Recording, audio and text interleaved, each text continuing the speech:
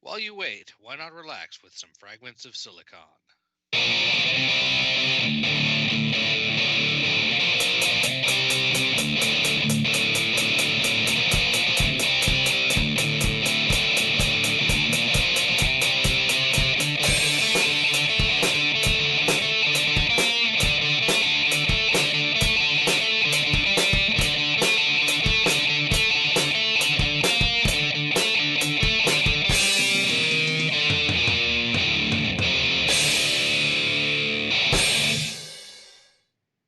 All right, welcome to another installment of Fragments of Silicon. I'm your host, Adam. Joining me, as always, is the regular crew. Let's get to the news. Let's see, Twilight, why don't you start us off this week? All right. Well, once again, not really much going on around here because pandemic. But overall, though, I mean, in general stuff, work is going pretty well. Yeah, uh, friends, family doing okay. I'm just recovering from a stressful night last night, and eh, yeah, everything's okay. Don't really have much else to say beyond that. In terms of games, been been playing one game for this week, and that's about it. All right, then. Betty?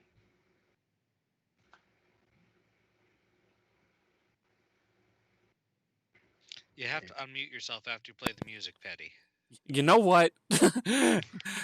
Not a whole lot's been going on around here. I think I hurt my back or something.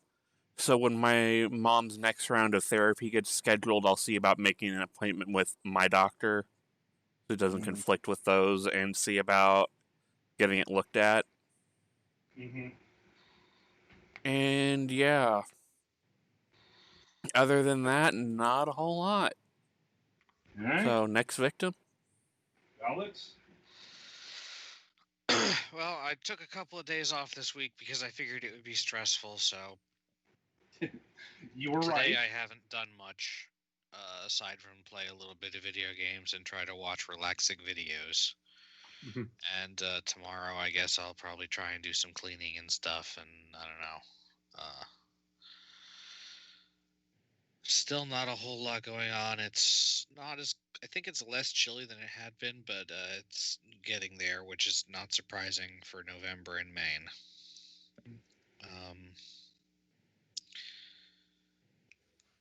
Yeah, not a whole lot. I did play the game we're going to be talking about the interview today, a bit today, so that was Woot.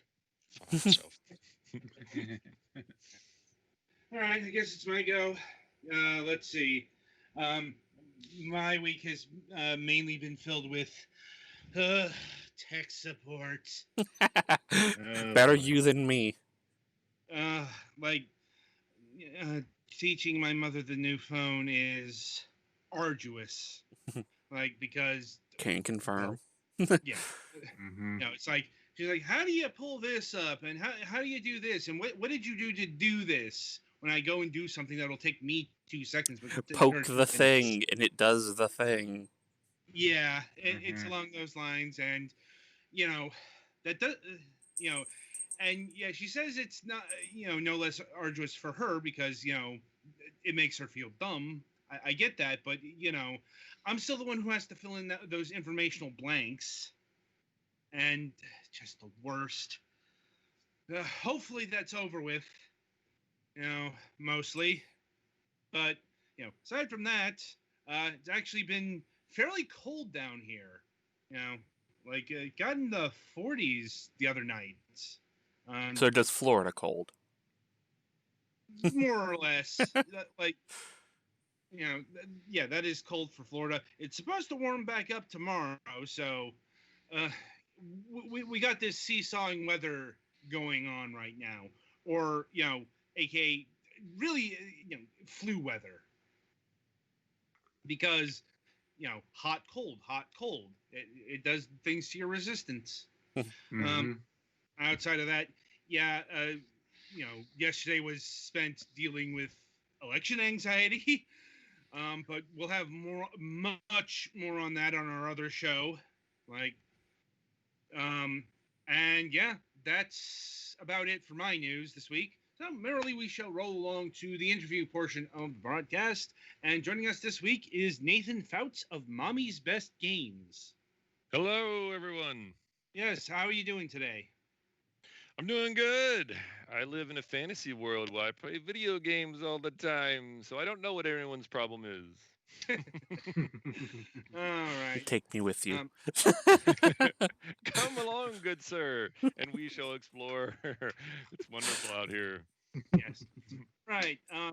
So how we get started here is we like to get to know the person behind the games, the studio, and what have you. And we like to do this by asking this question: what got you interested in video games, both on a personal and a professional level? I've been playing video games. I'm 45, so I've been playing the Atari and the Coleco and that sort of thing early on, and I think things really started to turn around for games with the Nintendo. Like I can remember actually playing Zelda and being confused because the game was so big and colorful. I couldn't believe it. So I was whatever 8 or 9 or so like that, and when it was out there, and it was it from that point forward, I was just fascinated by games. I saved up my money when I was in middle school, and bought a Sega Genesis secondhand from a high schooler, and uh, it was Sega Genesis is my favorite console, so I love it so much, and I love that kind of gritty, nasty art style. I even love, I love the music that Sega can make. So, but I don't necessarily only make games like it. It's just that it happens to be my favorite system. So. I'm like, I like the Genesis well enough back in the day, but the sound, it depended on the developer because, when it went right, it went right. But when it went wrong, it went wrong. Yeah, I mean, one of my favorite style is kind of gritty, nasty stuff. So like, I love Heavy Metal Magazine, and just like kind of the weird, gross stuff like that. Yeah. And so, my wife likes to joke that when we go to, if we ever go to like go to look at animals in the shelter or something, which we've done occasionally. We adopted a cat. I was looking at the dogs, and for some reason, I gravitated towards one of those nasty looking little freaky dogs. I don't know why. I just thought they were so cute, and so like pugs or something. And so I'm always kind of like that. And I know what you mean. There's definitely some games that abused the what was it? The machine, the to- Tobayashi or something like that. That sound card in the Genesis can sound pretty rough. I think it's like maybe a Yamaha. Yamaha. That's Yeah, the thing. that. Yep. Yeah. But man, when it sounds good, I just love it. Like one of my favorite games of all times is Thunder Force 4, Lightning Force. Lightning Force. Lightning Force. If you read the actual text, it's Lightning Force. I guess the force gets lighter. I don't know. Love that game though. So fun, and it just sounds amazing. Yeah, the Thunder Force series was incredible. Yeah, the best shmups ever made. And it actually got hooked on Thunder Force 2 when it first came out originally, and thought it was good, and hard as all get out too. I mean, that game was rough, but when Thunder Force 4 came along, it was perfect. I loved it so much. Right. And I suppose moving forward, how did you get to making video games for a living? I did study computer science in college in the late '90s, and but that didn't lead into games necessarily. It was at Wabash College, and so it's just a liberal arts school where even computer science wasn't even a major. So I minored in computer science, which was hard to get into games that way. I got a job as a software engineer for a chemical company, which was awesome. I mean, it's a job. It was money. It was not fun. I'll just say that I was being sarcastic, and I started applying to game companies through the postal mail, and as you do in like 1996 or 7, and didn't hear back from it. Like I wrote about 50 letters and I heard back from about 4 places, and all were denials. I heard like Raven Software was really cool, and I loved like Hexen, their games and stuff. I actually interviewed in person eventually with a couple places. But after I got the job at the chemical company, I heard from Running with Scissors, the developer of Postal. Oh. Yeah. And they flew me out to Tucson, and I actually got to start working there. And that was my first industry job. It was awesome. Did you work on Postal or Postal 2? I worked on the tip end of a DLC for Postal 1, and then I eventually ended up working on in a large capacity. I worked on Postal 2. I did the programming, weapon design, AI. It was a small team. There were 7 of us on the game mainly, and I love that game. It was completely insane, and we had a blast with it. Postal 2. I don't have anything to do with Postal 3 or 4 or 5 or 6 or 7 or whatever they're making now. I disavow myself of those. But Postal 2 is really good, kids. If you like it, if you're over 18 or something, you can go play it. Possibly under 18, given what I remember of Postal. Yeah, it's pretty messy, pretty crazy. A lot of cool stuff that happens in the game, though. It's one of the very few games you can honestly play full violence or non-violence and everywhere in between. And we tried to support every kind of interactivity with an NPC that we could come up with. Lots of fun stuff. Love messing with the AI in that game still to this day. Yes. And what precipitated your exit from Running with Scissors? Well, I like to say the lack of the money. You see, so what happened was, when you are in a company like Running with Scissors, it's half company, half gang, but in a cool way, like a cool gang, not like a violent gang. It was more like, we were all together. There was times when we weren't getting paid because just the cash flow was crazy at that place. It was lots of money and then no money and then lots of money and then no money. And I actually kind of quit and came back several times. And so eventually I just kind of was like, okay, this is too much, too volatile. After working there for 6 or so years, I actually worked at In Space for a while and worked on a Duke Nukem game over in Florida in between. I worked at Running with Scissors, then at In Space, then at Running with Scissors again, and then finally gave up on it. And I ended up getting an awesome job at Insomniac Games. Ooh. So that would be around the time of the Spyro games, I'm guessing? Close. They were well known for Spyro at that point, and that was after. And I actually worked on the very first Resistance: Fall of Man, which was a PlayStation 3 launch title, which was very stressful to do a launch title for Sony. We were practically first party at that point. I mean, they were, that was one of the biggest games for the system at the time. I actually designed the weapons mainly, and did the programming for the weapons on that game as well. So a lot of the alien weapons, I had a lot of fun pumping up the design on those. I ended up working on a Ratchet & Clank Tools of Destruction afterwards. And then I eventually quit because at that point I'd been in the industry for 10 years. And so professionally, and in 2007, I started Mommy's Best Games. Oh, what made you want to go the indie route? Well, if you remember, in 2007, the indie route was pretty unknown at that point. Basically, Geometry Wars was out, but that was about it. Braid was kicking around at that time. There was not a lot of indies. And I looked at Geometry Wars and learned that it made like $2 million. And again, at the time, there was Cave Story, but otherwise, almost nobody was doing the one-man indie thing. And I wasn't trying to do the one-man indie thing. It was just, in some ways easier to do a lot of it yourself.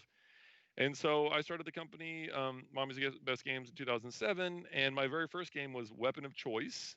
And it was a Contra-style game, but with unique characters and like a Matrix bullet time kind of thing. It had all kinds of innovative, crazy things, gameplay mechanics in it. And we actually got recognized. We won a contest with Microsoft for Dream Build Play and won some money there too. So that kicked off the company pretty well. So did this game end up releasing on the Xbox Live Arcade back in the day? Yes, it was a launch title for Xbox Live indie games, Xbox Live community games, they called it at the time, in 2008. And Microsoft featured it. It was, one of the best regarded games at the time, and everybody was impressed with the polish. And in 2015, we actually ported it to Steam. So Weapon of Choice is available on Steam now too. And the really cool news, this game, my second game was Shoot One Up. So here we are looking at Shoot One Up DX, the deluxe edition. Right. And we're bringing Shoot One Up, Explosion Aid, and Weapon of Choice all to the current consoles. Currently, that's what we're on. That's the whole mission I'm on right now. Okay. Now, when you say current consoles, does that mean like just the PlayStation 4, Xbox One level, and not the Xbox Series X and PlayStation 5? That's true. That gets a little messy, doesn't it? It actually means Yeah. all of them. We're actually on Sony, so we are in the middle of getting approved for the PlayStation 4/5. So, and when I say approved, I actually mean it's the testing system for Sony, the certification for releasing your game. So Right. it's literally getting tested like in the days right now, and we should have a release date any day now. Like in the next week or so, we'll know. The Xbox One version of what you're looking at right now on the screen is going to release December 4th. So Xbox One, and at that point, it'll also be Series X. It'll work on that as well. Okay. Yeah, we're just on the cusp of It's crazy. new generation, so yeah, that's going to be murky for a bit. Like, probably a couple years, given how expansive console games are these days. It's true. It'll probably go on for a while. We actually, in the testing for Shoot One Up DX, well, in the remaster, all the DX games that we're doing right now, we're taking the texture work up, AI upresing. So everything is getting reworked. Sometimes I'm redoing the art by hand, but the resolution is going way up. So we're going to be able to support 4K resolution. It looks amazing on a giant screen. This game right here that you're looking at, put it up on a 55-inch, it's freaking great. Mm-hmm.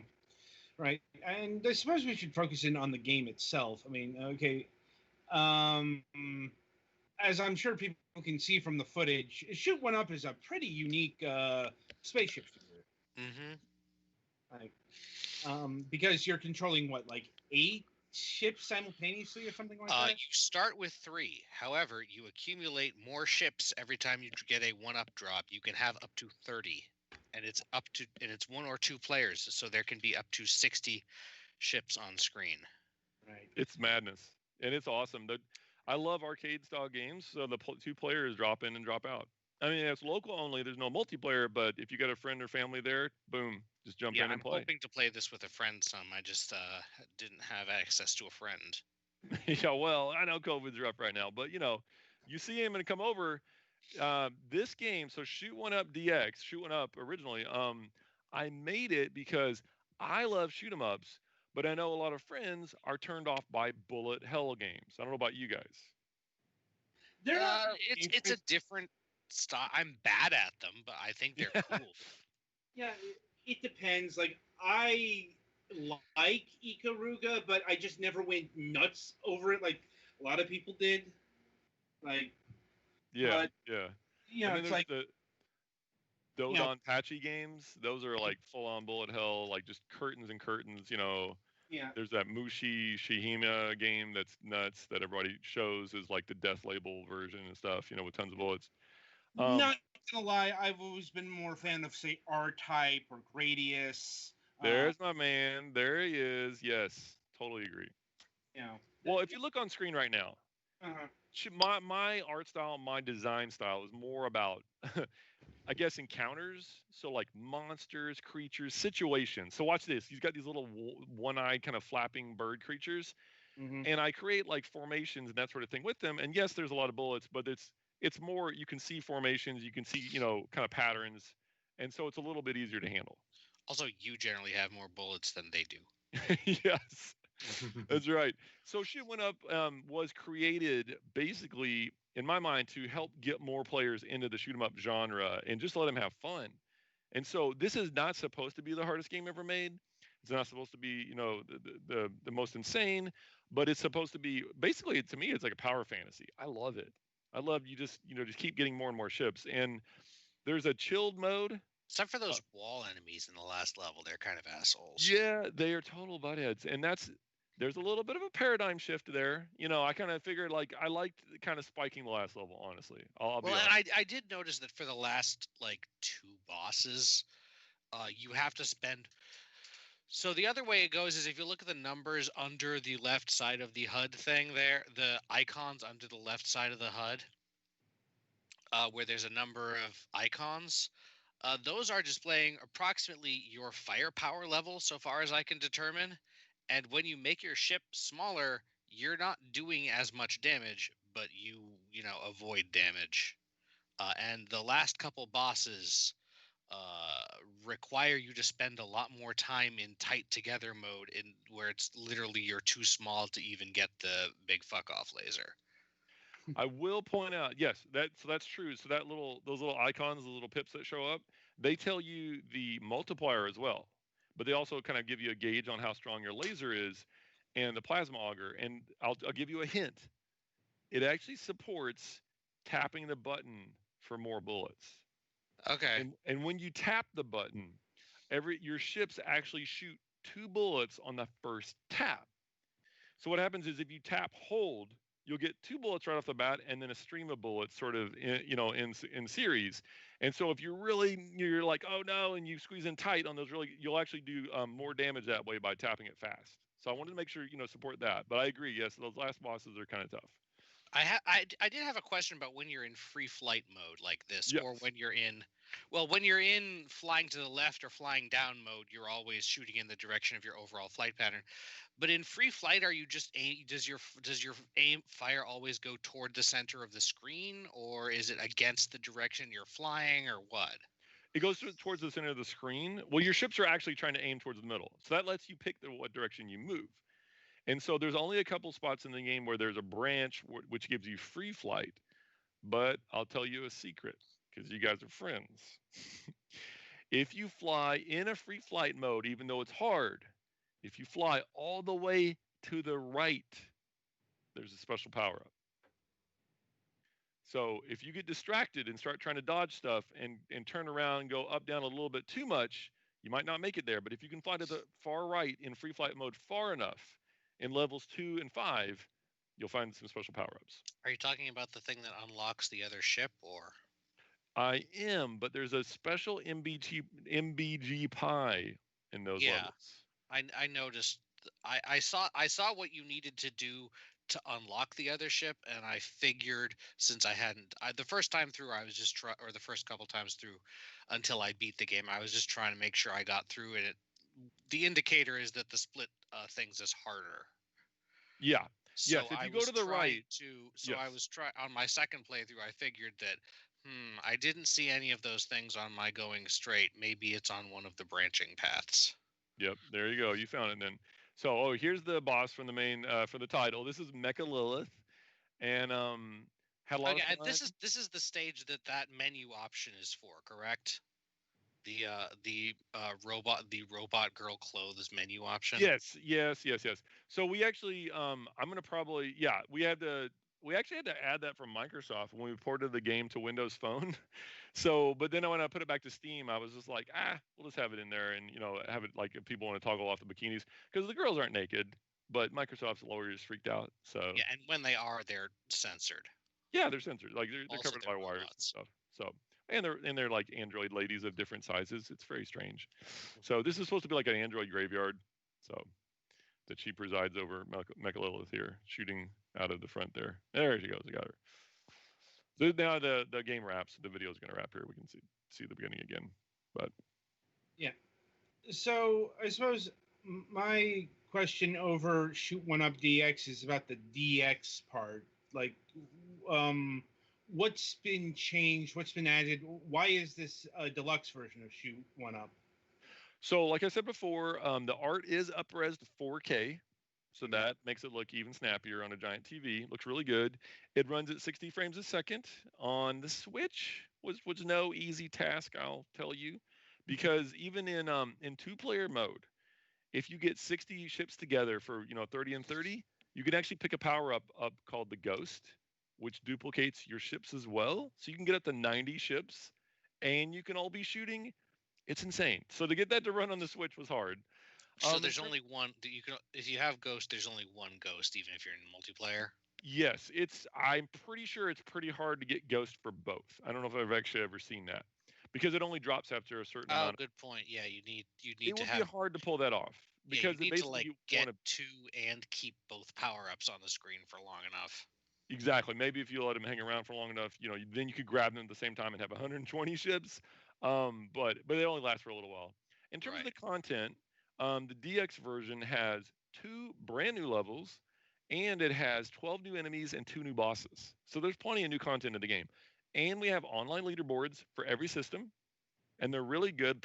In the reviews, people have already talked about how good the leaderboards are. They support difficulty, and there's an offline one as well. So for every The difficulty, leaderboards haven't been working for me. oh yeah. Is the I think it says the server's under maintenance though. Oh, well, I was gonna say, yeah, I mean, I've seen them. People have been getting on them, so they are working, but there's internet issues here and there. Okay. So we had to get that working, and then for the Switch, there's internal achievements or what awards, however you want to put it. For Sony, we got the trophies, and for Xbox One, we got achievements as well. So, but there is plenty of new content. The way the content works in the DX version is really cool. Basically, in levels 1 and 3, you get a chance to go to the right. And if you do, levels 2 and 4, the subsequent levels, are brand new. So you get like a level 2 and a level 2. They have the same names, prime. though. No, they're totally different. They do? Totally different. So if you go to the left and play level 1 and 2, level 2 there, it will be like this Mars sort of level. So we're going to the right now. We're going to see one of the new levels. And in this actual playthrough, in this video, is shown all the new levels in it. So the 2 new levels. But if you go to the left, you'll see the original levels that were repeats originally. So when the game first came out, if you went left or right, you got a harder version of the boss at the end of that level, but you didn't get a new next level, and now you finally do. So like level 2 I wasn't paying attention to the level names. Right. Level 2 is called Spica if you go left, and it's called on the right, it's called like Venia Meatrix or something like that. I can't remember it's called like a crazy name on the right side. They're both crazy names. They're actually all named after real stars in the sky. I had fun looking up these wacky names that stars have. So yeah, what's this shield attack thing? There's something that said shield attack. Yes. Okay. So that's really cool. It's actually good for the action, but it's really good for your score for getting a high score. I use it for both. So if you have a wave of bullets coming at you, kind of like we just saw there, where the eyeballs like shooting these giant clumps of bullets. If you stop shooting for a moment, which is scary to do, but if you just stop shooting for just a moment, you get a circle that starts to appear around you. And if you tap and shoot again, the flash shield goes off, kills anything right around it, and destroys bullets. Ah, that's neat. I didn't know. I noticed the. So like right there, it broke. I didn't notice that would do damage or that it would eat bullets. Yep, it eats up bullets. It does damage. It's got a certain amount of damage. It does. So it's very strong. You can kill bosses with it, but it's hard to do. But there you go. Speak of the new level. Yeah. So it flashed for just a minute there. They stopped shooting, and then you tap again. And so even though the plasma auger is obviously visually really strong, the flash shield's very useful too.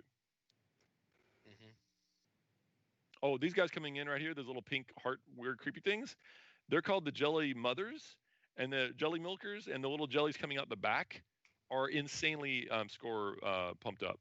So basically, if you let those little creatures come out and don't destroy them, those little wiggly fishy guys, if you flash shield them, you get nuts points out of them. Just bonkers.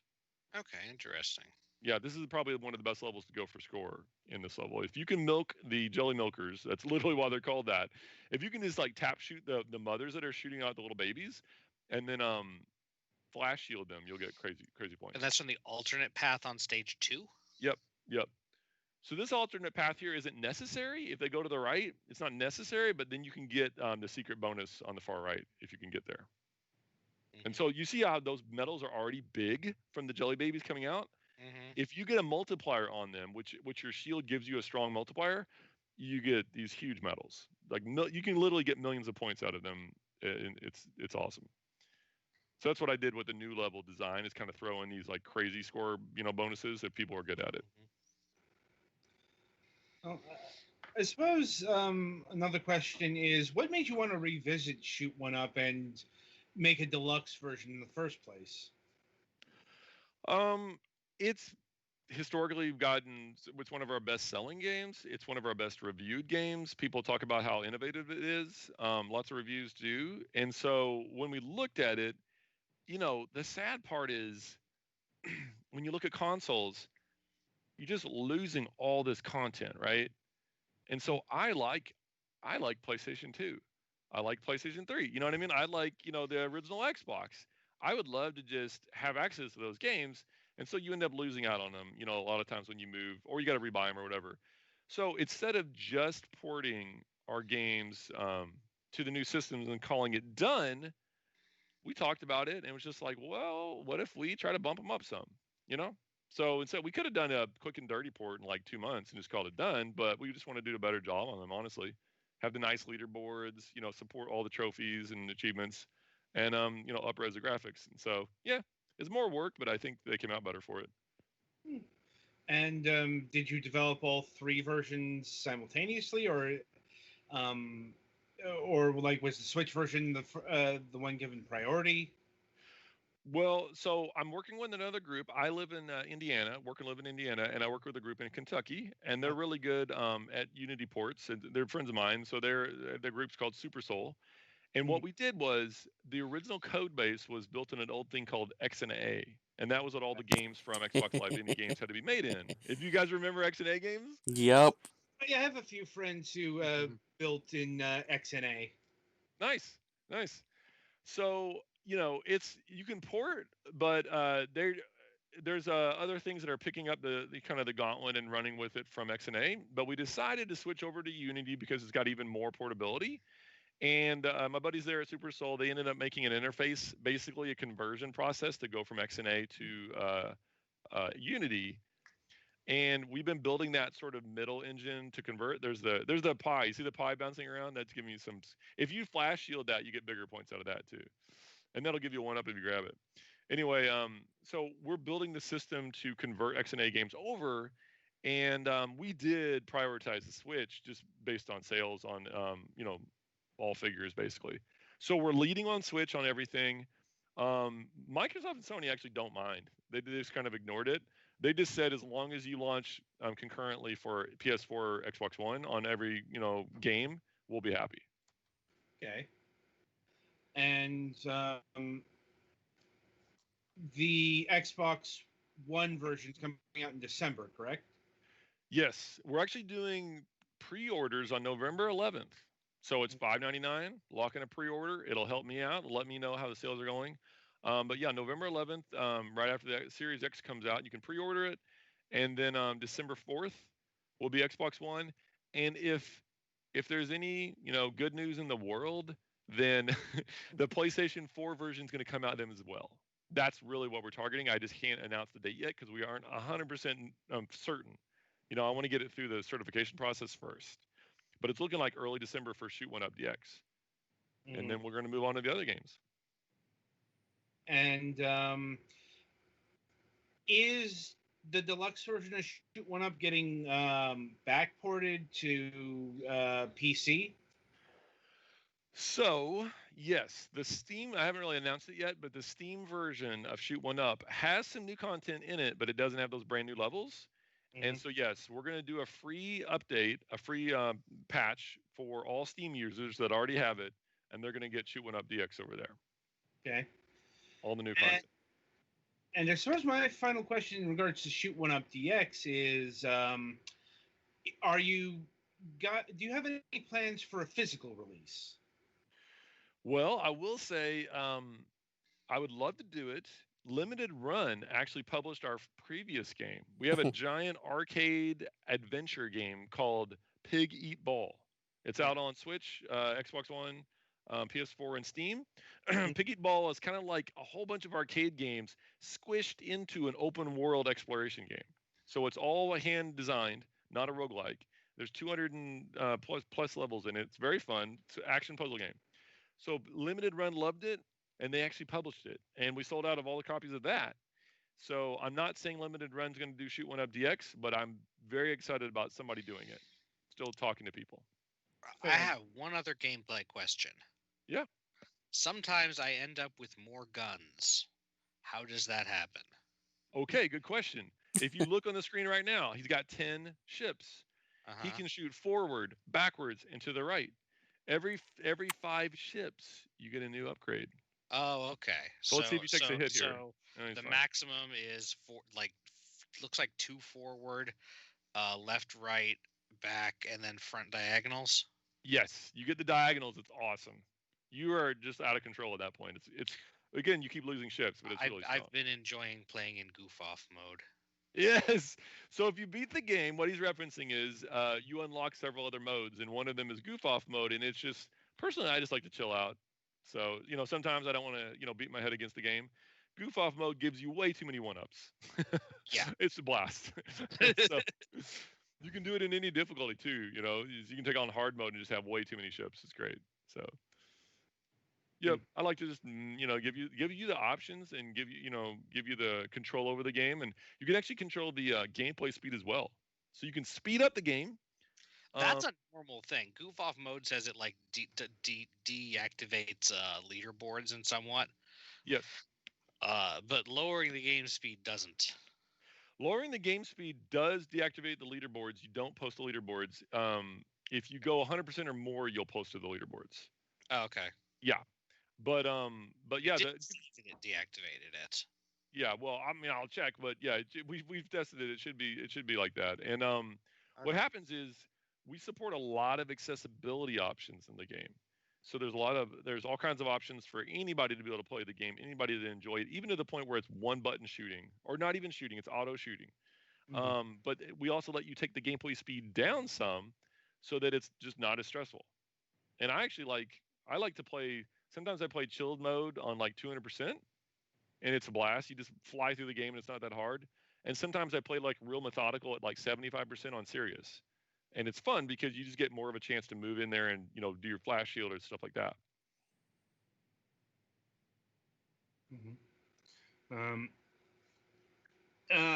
Any more questions from the rest of you? I think I'm good. I'm good. Okay. And I suppose my maybe final question is, what do you have planned after Shoot 1-Up DX? We are right in the midst of doing the real work on porting Explosionade.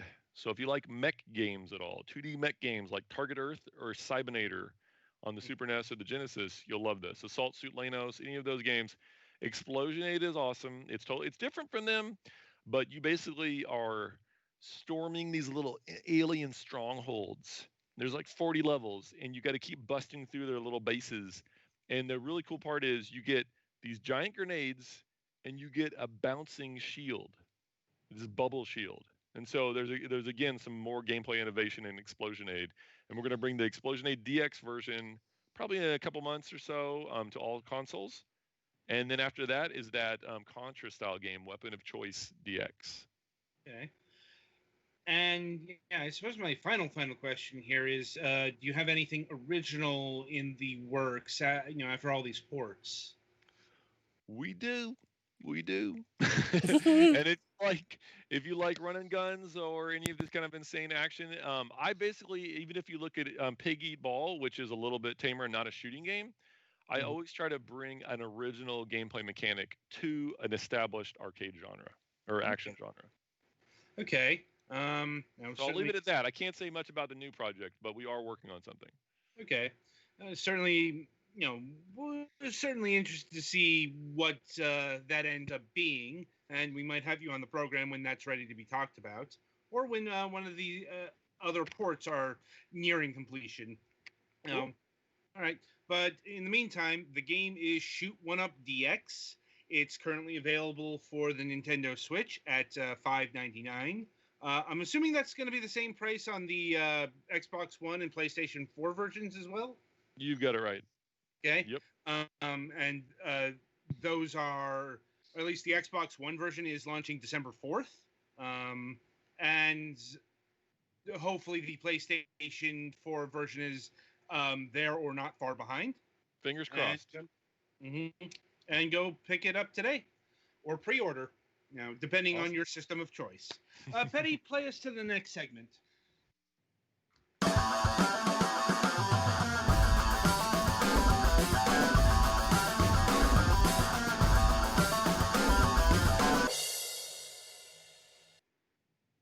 All right, welcome to the topic of discussion. So, honestly, we were kind of drawing a blank on things to talk about in terms of relevant news stories this week, and also nobody here has played a Watch Dogs game, so we really couldn't talk about Watch Dogs either. I know Legions is out, so we just decided to talk about a random Super NES game, and that is Secret of Evermore. Probably talked about this in the past, maybe with the old crew, never stopped this before. Anyway, there's also a chance that episode may not exist anymore. You've probably not heard this game, or if you do, you were really into, say, Super NES RPGs. You had a friend who was a hookup? Something like that. I mean, I actually had this game back in the day. I did not have Secret of Mana. A friend did. That was how that worked. I'd go over to his place and we do the multiplayer. And he buffed all the characters to level 99 and such. But yeah, Secret of Evermore is it's actually got no connection to the Mana games. Aside from mechanical ones, because if it's not built on the same engine, it's built on a very similar engine. Plus, it's got that secret in the name. There were rumors we got this instead of Secret of Mana 2. While it is true that we got this and did not get Secret of Mana 2, that's not why. Well, now Trials of Mana. Yeah, it was called Secret of Mana 2 when they were thinking about doing that. Right. I'm just saying that, the Secret of Mana thing, that, it's the Mana part that became the whole franchise, not the Secret of Mana. Right. But, Seiken Densetsu 3 did not come over because of cartridge limitations. It was a lot of text, a lot of text. And also text is bigger in English than in Japanese. Yeah. And the amount of text that was going to be required was not cost effective. Especially since Squaresoft's games in the Super NES era were not especially big sellers. In fact, that was kind of the impetus behind creating Super Mario RPG. Granted, it didn't help that they really, really had a shitty perspective on North American gamers, since they viewed their games as too hard for us. Hence the release of Final Fantasy IV, the version with all of the interesting stuff cut out, or Final Fantasy Mystic Quest, the baby RPG for babies. Mm-hmm. It's like you do this shit, you condescend to the fucking audience, and you wonder why your shit doesn't sell. This is also why we never got Final Fantasy V on the Super NES. They thought it was too hard. I'm like, now I'm not sure if any of that had a bearing on Secret of Evermore, because Secret of Evermore is a North American creation. The first and only game created by the Square USA team at then the Redmond, Washington office. It's like, I'm not exactly sure if it was ever given a reason why Secret of Evermore was created. Maybe it was to fill the hole that that Trials of Mana left. Or whatever. But it's like, we don't exactly know why this game was created. Maybe if we get somebody who like program the game at one point in time. We can learn that, but Secret of Evermore is a North American game, and it is a very North American game. It is a very specifically American game. Yes. It's not very Canadian. Let's just say that. But it's like if it took place in some place in a backwater Canadian town, it wouldn't be too far off either. Because this is about a small town American boy. The town is literally named Podunk. Yes. You're a boy from Podunk and you have a dog. And one day you're taking your dog for a walk and he decides to go into the local abandoned mad scientist's house. Well, and then you get teleported to an alternate world. Okay, he didn't decide to go in there. It's because his dog ran in there. That's what I said. The dog ran in and the boy went in after him. Yeah. And this is after he just got done watching a B movie marathon. Like, for whatever reason, the boy's personality gimmick is he's a really big fan of sci-fi B movies from the 50s that don't actually exist.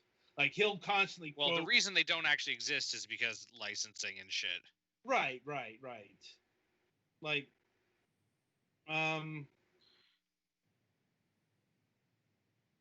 and,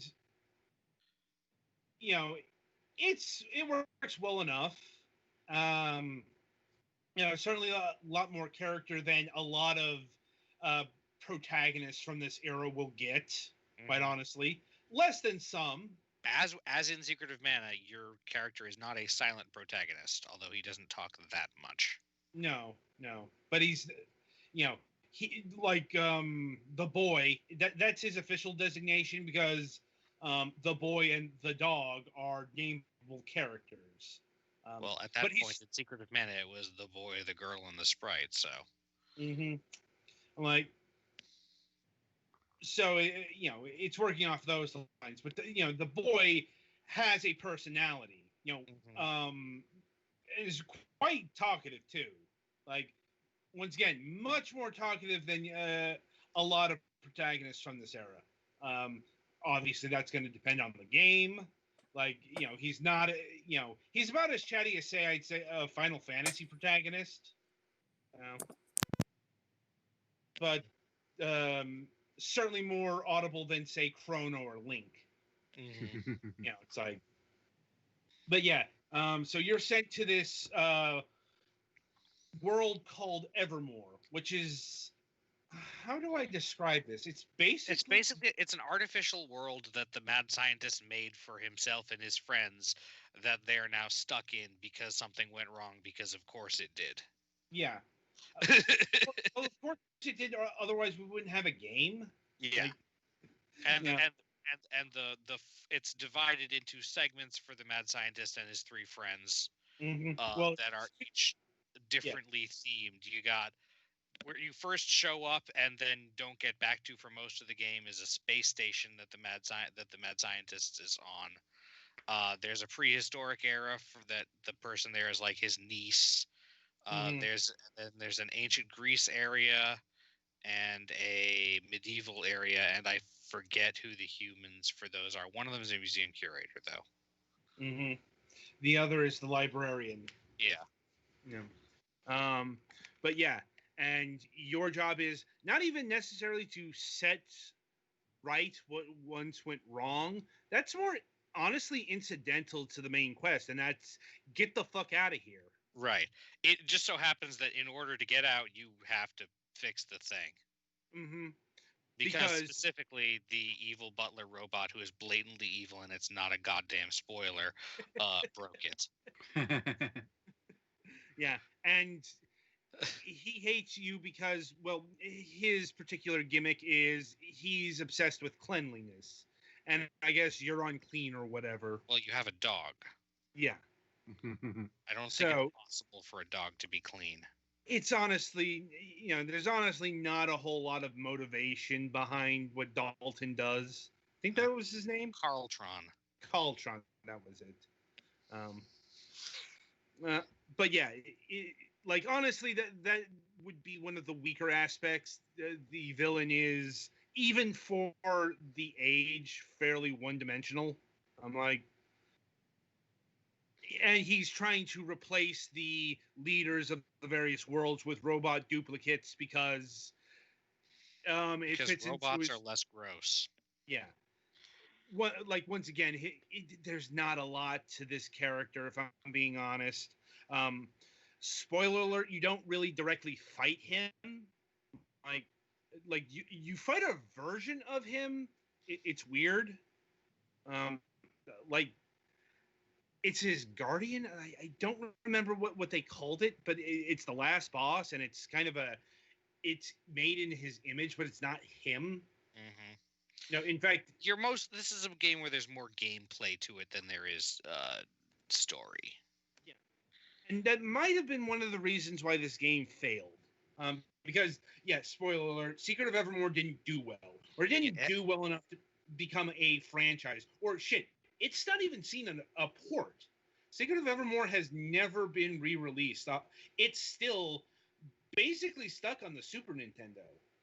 Like, so if you want to play it, you're gonna have to track down a cartridge, like, or I guess download and emulate, or a method of questionable legality. Yeah.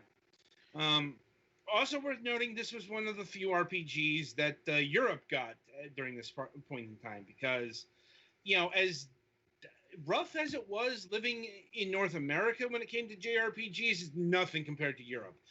Mm-hmm. May have mentioned this before, but the first Final Fantasy game that they got that wasn't goddamn Mystic Quest, like, I'm not counting that as their first Final Fantasy, because they didn't actually use the Final Fantasy name there. Like, it was like just Mystic Quest. If I'm that was Saga, wasn't it?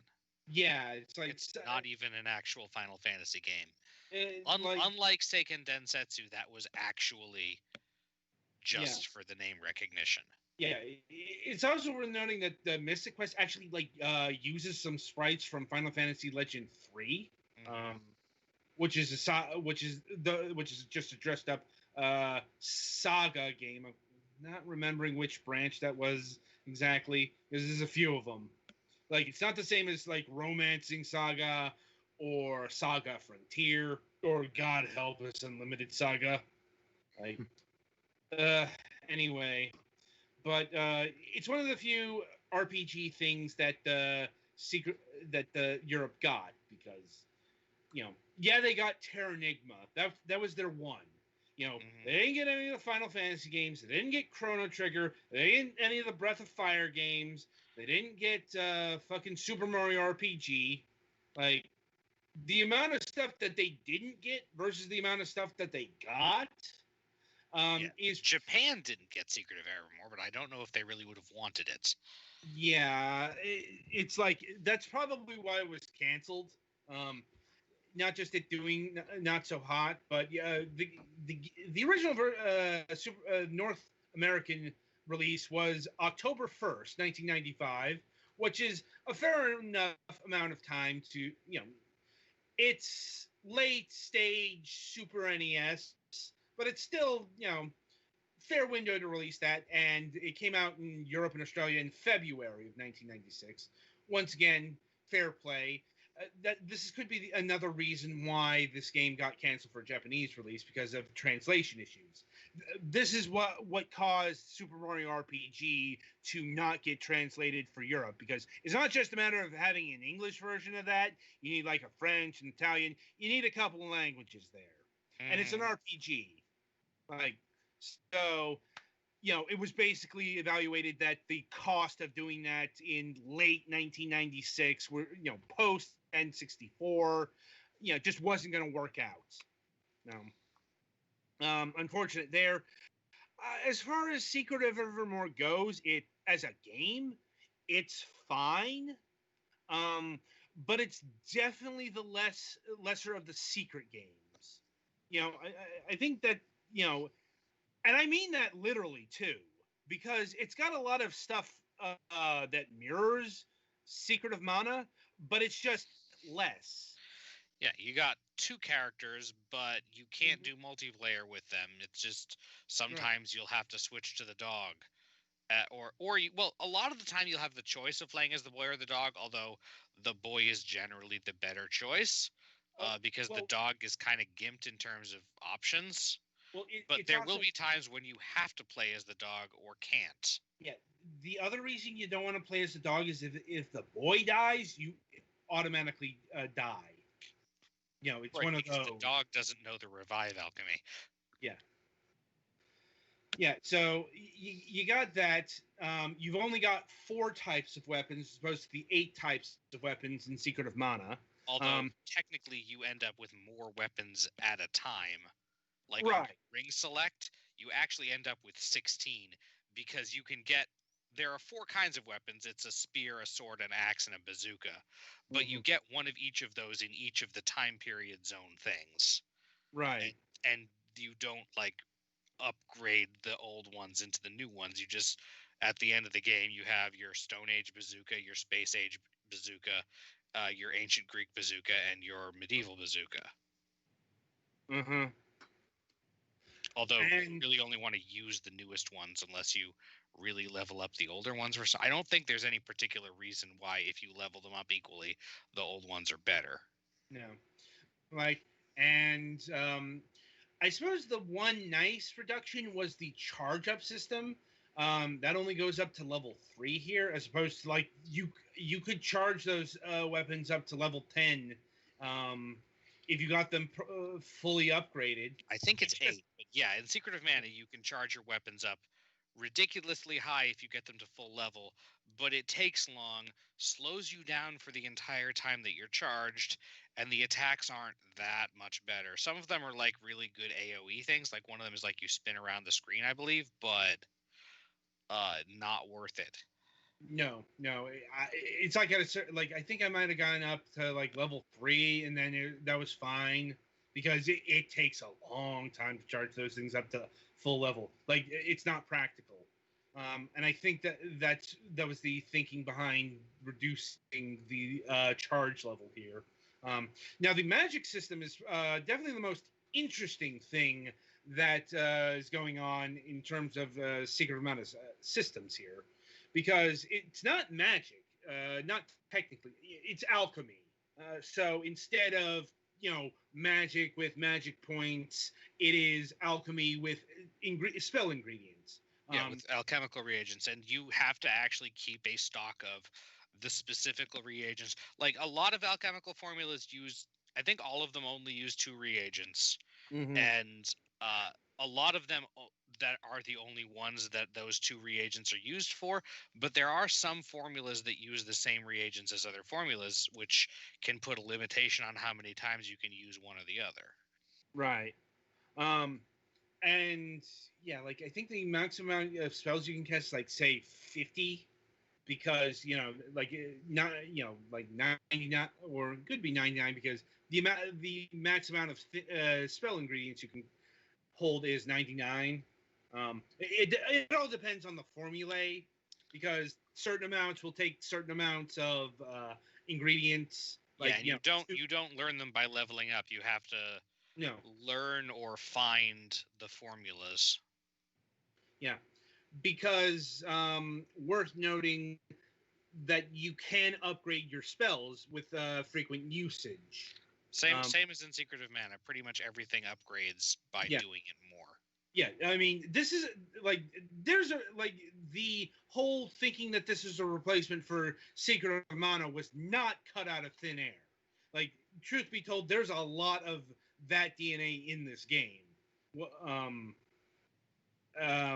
But in many other ways, it's vastly different.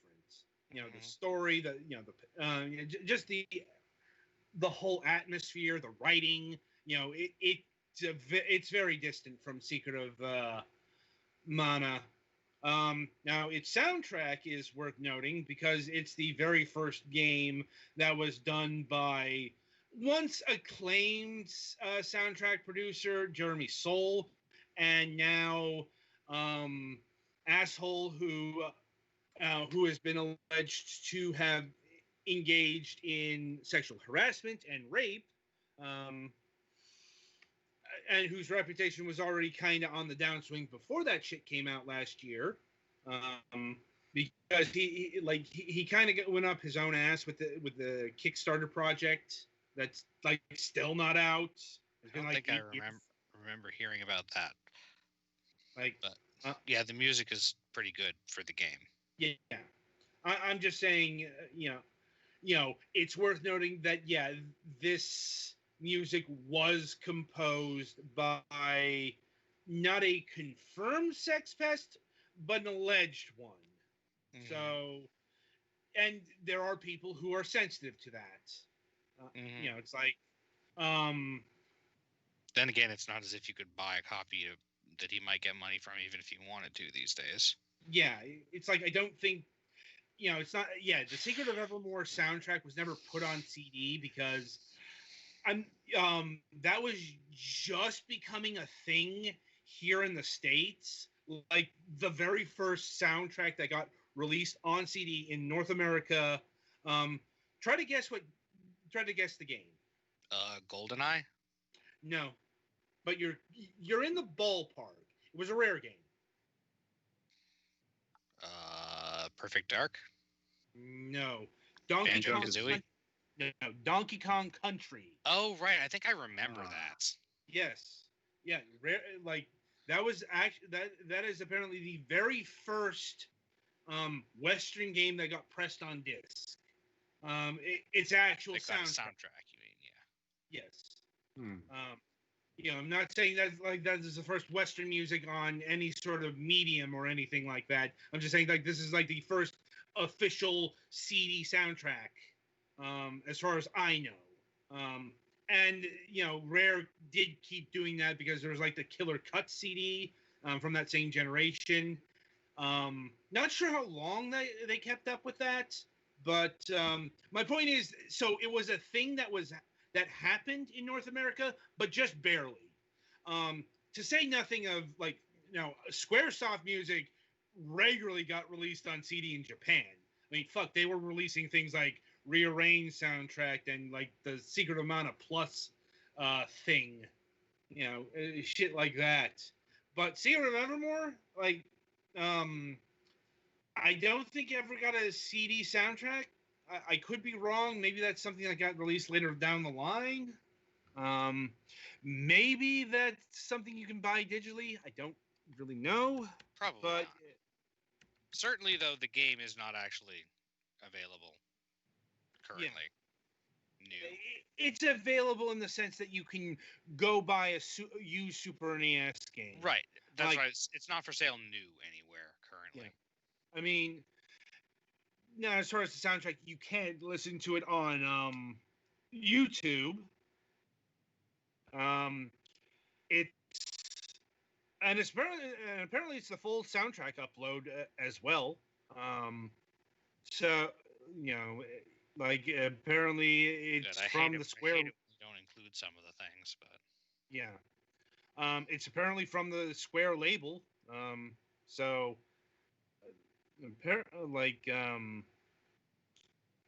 point is, there are ways to listen to this. And yeah, it's nice, but it's definitely not Chrono Trigger or Secret of Mana, Final Fantasy VI. But keep in mind that this was Jeremy Soul's literal first game. He was like 16, 17 when he produced this soundtrack. So along those lines, it's fucking amazing. Yeah. Anyway, let's see. Anything else to say about Secret of Evermore here? Like, no, I think that's the basis covered. And like I said, it's kind of unfortunate that this never got to persist beyond the one game. There's this idea there that it could be. I mean, you could argue that to some extent, Trials of Mana and further games in the Mana series are to some extent also revisions of this design. But stuff like the alchemy and the trading sequence mini games and stuff would have been nice to see refined in other things. Yeah. Also, this game is one of the few games I can think in general that has exchange rates. Each land uses its own currency, and you have to convert that shit. Though I think I can see why this isn't used that often, because it can be a tedious process. Yeah, Not that. Yes, that's why, like, in even Pathfinder and shit, a lot of the time is like, yes, the currency is written as gold pieces. Every country has their own, but they're all about the same size and worth about the same amount. So, yeah, it's like nobody actually likes dealing with that shit in real life. It's just, different countries use their own currency or whatever. Anyway, so yeah, I think that'll about do it for Secret of Evermore here, and indeed that'll do it for another episode of Fragments Silicon. The week ahead, last news desk on the left. Yes, we are definitely having an episode today. Hopefully, our tech issues are worked out. I know we didn't technically record an episode last week, but that wasn't because of any sort of scheduling problems or whatever. Someone pushed the wrong combination / number of buttons, and therefore the actual recordedness did not actually happen. And we were about halfway through the episode when that was realized. Yeah, so that kind of put a kibosh on the whole ordeal for the week. So we're going to make sure that doesn't happen this week. Anyway, no Friday show this week, and coming up on the Sunday reviews. Let me just pull it up here. I hate it when it's not aligned. Sometimes that happens. Got to get to the right week. Let's see. No, getting there. Okay. We got October Night Games. Twilight will be covering this. It's a board game. And it is, you can play it single player from what I understand. You can. Which is helpful because they only gave me one code. I mean, it's a board game. Yes. So, but, it's like I don't understand the thinking behind this sometimes. So, anyway, we got Smoot's World Cup Tennis for the Nintendo Switch. Yeah, I still need to figure out what a Smoot is. I was playing Shoot One Up Deluxe, which is fun. It's apparently a franchise in that there's more than one Smoots game. Trying to remember what the other one is, but I saw apparently the original version of this game came out in 2017, 2016. So it's technically a franchise. But yeah, it's a game of tennis. We got Reed 2 for the PlayStation 4, so Petty Fan's game. This is a platforming sequel to Reed Remastered, which we previously reviewed a few months back. And yes, that's our Radalaikia game for the week, for those who are paying attention to that kind of thing. And Alien Rampage, which is a exceedingly rarity on the show. It's a game that we're not, it's not an obligation, and it's not a free game. That's mainly because the game I had planned out for this week didn't work out. They gave me a pre-release code, but it was for the free version of the game. And the free version of the game was like 3 or so missions, and it was really dull. So I said, okay, this is the prologue, what they call the prologue. I'm not reviewing this. And so just grabbed a game out of my library. It was in the A's, so I'm like, okay, this looks interesting. Alien Rampage is a mid-90s PC platform game. It's kind of combining Super Mario Brothers with Contra in terms of its game design, because there's a lot of running, its main focus is a run and gun game. A lot of shooting. If you played a Metal Slug game and things like that, you'd feel at home certain parts. But there's also actual jumping challenges here. It's not just jumping for the sake of jumping, where it tends to be in running guns. But it's also very much a mid 90s PC platform game. More on that on Sunday. And yeah, that's our plans for the rest of the week. So until about 15 minutes from now, I shall wish you good gaming.